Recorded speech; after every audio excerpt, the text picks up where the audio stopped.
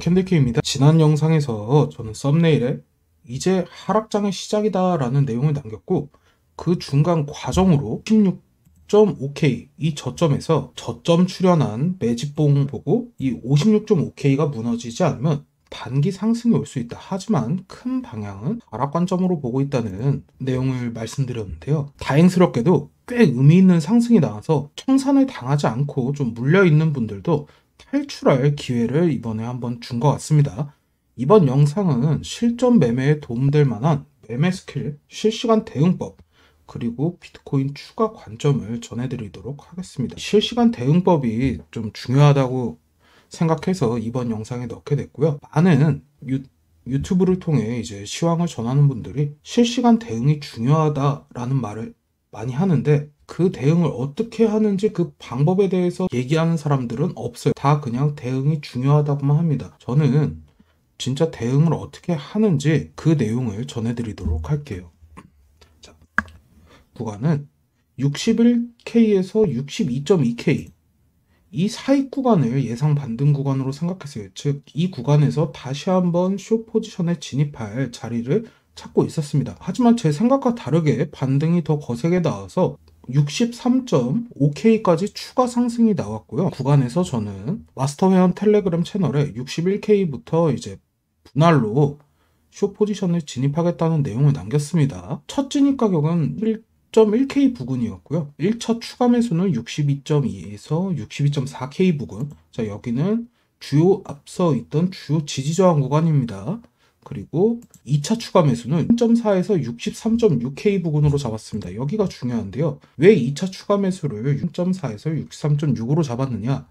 지금 차트를 보시면은 이 주황색 선은 일봉 하락 추세선이고요. 그리고 이 빨간 앞서 보여드렸던 주봉 상승 채널의 하단부입니다. 즉 2.2에서 1차로 추가 매수를 들어가서 평단가를 관리하고 61K에 들어갔다가 62.2K에 추가 매수를 하면은 평단가가 1.650이 됩니다. 그리고 다시 한번 63.4에서 63K 사이에서 추가 매수를 하면 평단이 62K 정도로 변하게 돼요. 자, 주봉 채널의 하단부 그리고 일봉 하락 추세선이 맞닿는 이 구간, 여기가 이제 2차로 추가 매수를 해볼 만한 그런 자리였습니다. 거기다 지금 가격이 올라올 1시간 봉을 보면은 하락형 캔들 패턴이 있었어요. 62.2K 부분에서 나온 건데 이 삼지창 패턴이라고 하거든요. 이거는 제 캔들 자료, 입문 자료 2번에 있는 하락 패턴입니다. 자, 패턴이 출현했을 경우에는 이 뒤에 가격이 상승했다가 결국은 뒤에 가운데 아래꼬리 양봉 캔들의 저점을 깨는 그런 하락이 나올 확률이 크거든요. 게다가 지금 보면은 이제 2차 추가 매수한 시점에서 여기 윗꼬리 음봉 그리고 아래로 양봉 올라오지 못하고 아래로 빠지는 음봉이 한 번 더 나왔습니다. 이렇게 캔들 근거로 봐도 저는 곧 하락이 좀 시작될 거라 생각하고, 제가 운영 중인 전체 회원 텔레그램에도 지금부터는 좀 하락을 잡아볼 만한 그런 자리다라는 내용을 관점을 남겼습니다. 물론 여기서도 제 생각과 다르게 흘러갈 수도 있지만 저는 앞서 영상에서 설명드린 대로 큰 관점은 하락이라고 생각하고 있기 때문에 손절이 아닌 중간중간 이제 고점 잡기식의 추가 물량을 투입하면서 평단가 관리를 하는 트레이딩 계획을 세웠습니다. 첫 진입 시점보다 약 2,500불가량 예상과 반대로 흘러갔지만 확인 매매가 아닌 고점 잡기 형태로 어느 정도 예상 범위 벗어날 걸 대비했고, 주요 지지 저항 구간마다 추가 매수를 하며 최종적으로는 고점에서 진입한 것과 같은 평단가를 만들었어요. 움직임 자체가 위에서 내려올 땐 저배율 롱 포지션까지 전부 다 청산시킬 만한 그런 변동폭을 보여줬고요. 또 9.6K가 깨지고 이 아래에서는 이 저점에서 숏을 들어간 사람들이 청산을 당할 만한 그런 상승을 보여주고 있습니다. 세력은 결국 어느 한쪽을 청산시켜야 수익을 보는 존재이기 때문에요. 시장은 예측하기 힘든 움직임을 보일 경우가 정말 많습니다.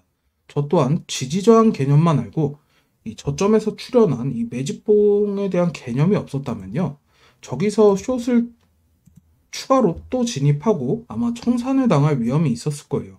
앞서 13K 부근 주봉 캔들 패턴 하방 관점 때도 말씀드렸지만 중간 과정이란 게 있습니다.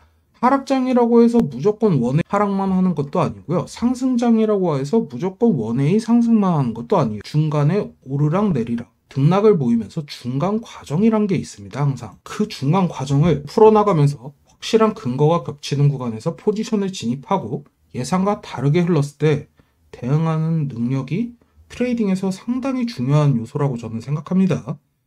간혹 이제 물타기, 그러니까 추가 매수를 절대 하면 안 된다 말하는 분들도 계신데, 이는 정말 1차원적인 생각이에요. 진입 전 추가 매수를 하면서 평단가와 물량 관리 필요한 자리인지 아니면 손절을 해야 할 자리인지 이건 상황마다 다르거든요.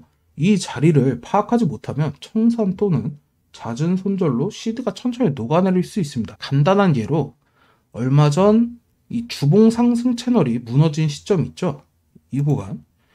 여기는 추가 매수를 하며 롱을 받아볼 그런 자리는 아니에요. 왜? 월봉 캔들이 하락 패턴으로 마감이 되었고 주봉 상승 채널이라는 이 채널이 딱 무너진 시점이기 때문에 여기는 손절을 해야 할 구간이지 추가 매수를 하면서 롱 물량을 받아볼 자리는 아닙니다. 반대로 이번 숏 포지션의 하락 패턴으로 마감되었고 주봉 상승 채널이 무너지는 이런 움직임을 보여줬기 때문에 저는 고점 잡기를 좀 시도한 거고요. 앞서 보면은 여기서도 주봉 상승 채널이 한번 무너졌다가 이 안으로 들어오는 강한 움직임이 있었는데요. 지금도 보면은 주봉 캔들이 다시 한번 이 안으로 들어오려는 움직임이 보이는데 여기서는 지금 자리에서는 앞서 보여준 움직임처럼 이런 상승분이 오기 힘들 거라고 생각합니다.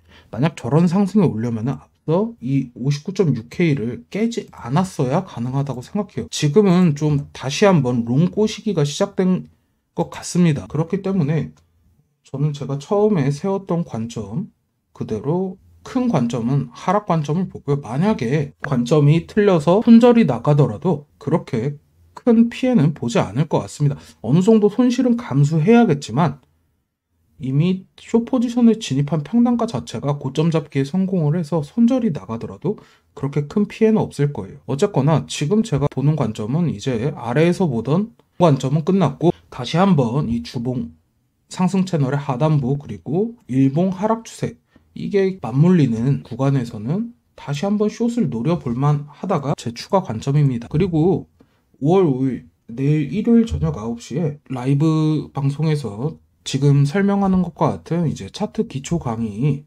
대한 내용을 다뤄보려고 하거든요. 그러니까 시간이 되시는 분들은 일요일 저녁 9시에 참여해서 차트 강의 한번 들어보시면 좋을 것 같습니다. 자, 이번 영상은 여기서 마치도록 하겠고요. 이후에 제 관점이 바뀌거나 아니면 추가로 브리핑이 필요한 내용이 생기면은 전체 공개 텔레그램에서 추가 시황을 브리핑하도록 하겠습니다. 자, 시청해주셔서 감사하고요. 도움이 되셨다면 구독과 좋아요 부탁드리겠습니다. 고맙습니다.